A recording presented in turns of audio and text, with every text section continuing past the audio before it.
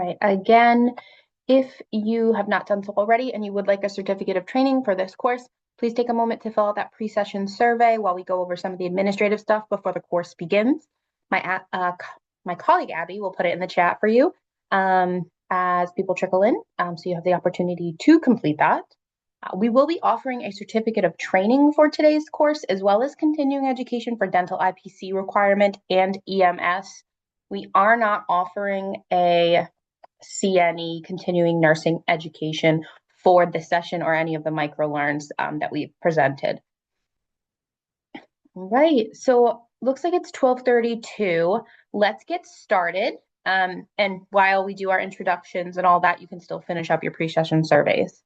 So my name is Allison Thurber. If we have never met before, if you've never seen me on the screen before, I'm an infection prevention training liaison for Project Firstline Rhode Island and a nurse in the Center for Acute Infectious Disease Epidemiology. I'm so happy to be with you here today. And if you are here for the second time today and you just attended our SYNCS MicroLearn, welcome back. All right, so as usual with our microlearns, microlearns are presented in a dual microlearn train the trainer format. So before you present a microlearn, make sure you check with your facilities, policies, and protocols and adapt the content accordingly. Make sure that you incorporate microlearns into existing opportunities where groups of healthcare workers gather. This could be a pre-shift huddle or a team meeting. Sessions should be led or facilitated by an experienced team member with infection control expertise. And the microlearns reinforce infection control concepts when risks are observed in the patients or in the environment, not necessarily in visitors or other staff members, but it doesn't exclude it in some instances. For instance, like drains, it applies to everybody. All right.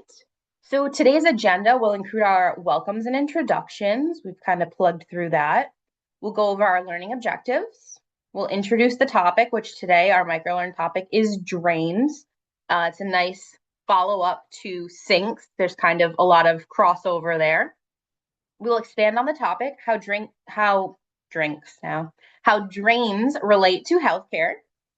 Then you can discuss with your healthcare team infection prevention and control actions, which we'll do.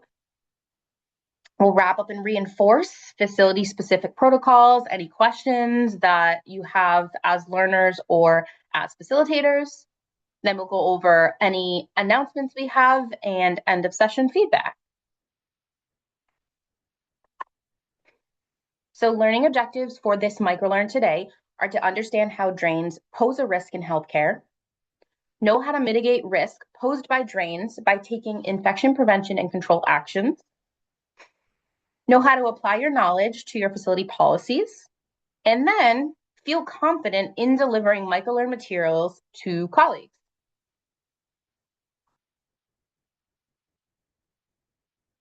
So our microlearn discussion guide, Use Your Brain with Drains. This Project Firstline Infection Control Microlearn is part of a series of guided infection control discussions that provide brief, on-the-job educational opportunities.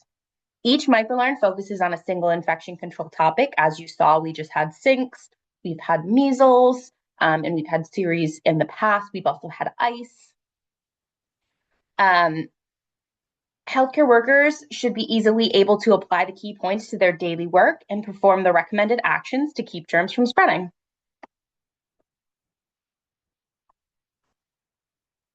So let's get started speaking about drains.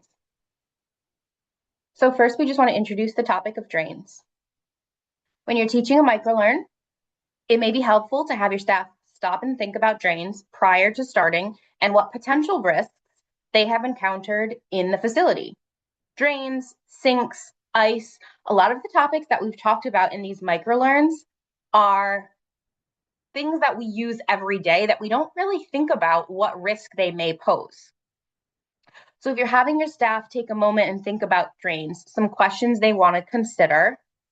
Has your facility had any recent problems, such as slow-moving drains or clogs? What does your facility ask healthcare workers could do if they notice problems with the drains? if anything?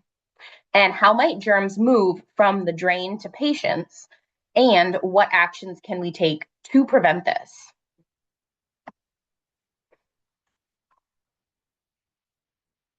After setting the scene, having your staff think about drains, you can now introduce the topic of drains. So, what is a drain and why do we care to talk about it? A drain is a connection between the sewer system and patient care areas. This means that germs in the sewer can be found in the plumbing all the way up until your drain. These germs can build up in the plumbing to form slimy layers called biofilms. Germs in biofilms can then spread to patients and cause infections that are difficult and sometimes impossible to treat. So then after you introduce the topic, you will expand on the topic when you are teaching your microlearn. So we'll talk about drains in healthcare. When water splashes out of a drain, it can spread germs from the biofilm to your skin and nearby surfaces and equipment. You should turn the faucet away from the drain when possible so running water doesn't hit the drain directly and splash out. Also, don't dump liquids like juice or IV fluid down the drain because this can feed that biofilm and then help it grow. This is why we dispose of liquids in designated sinks and not hand washing sinks. There should be designated hand washing sinks in your facility. So then, I'm sorry, let's go back.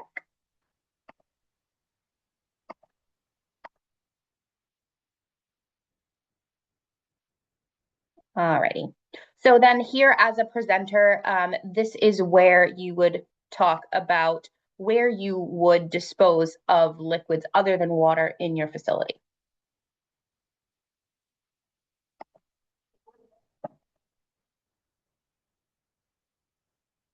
And now we're going to talk about infection prevention and control.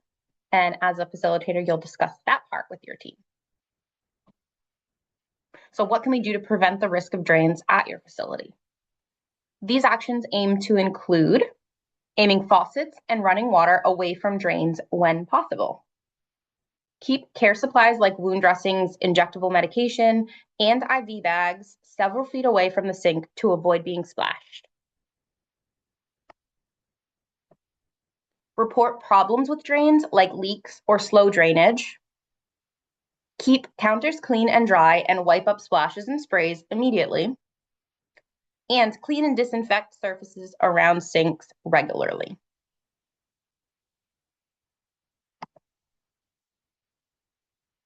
All right, and after that, we are going to wrap up and reinforce as facilitators by going over the facilities, policies, and protocols and any questions your staff may have.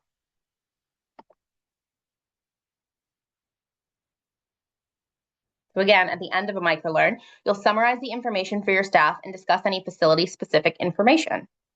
So most importantly, germs can live and grow in drain biofilms and can spread to patients and cause infections, but they don't have to. You can stop the spread by being aware of the risks of water in healthcare settings and take action to prevent infection. Here you can take the time to share your facility protocols that may be useful for your team and other opportunities for education. You can also share contact information for people or groups that your team can contact to report any issues. So here we have a really great visual created by the CDC Project Firstline, summarizing the key points of today's microlearn.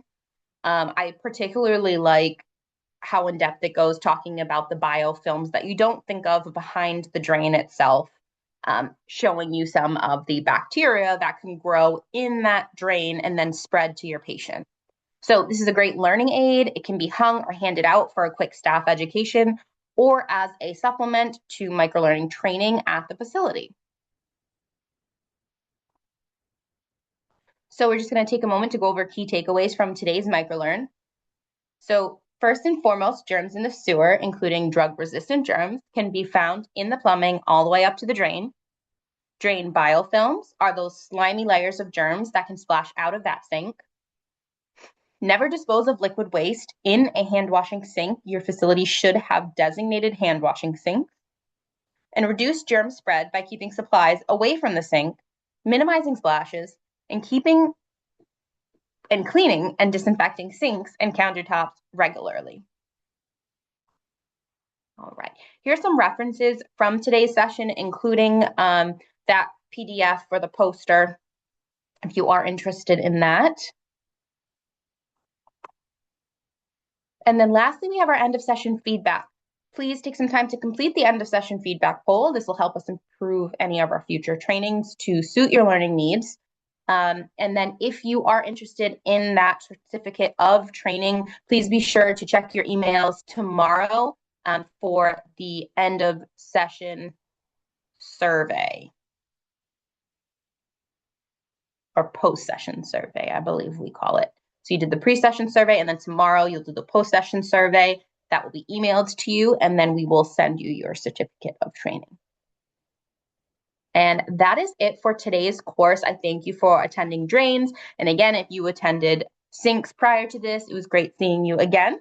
And we look forward to seeing you at our future trainings. Thank you.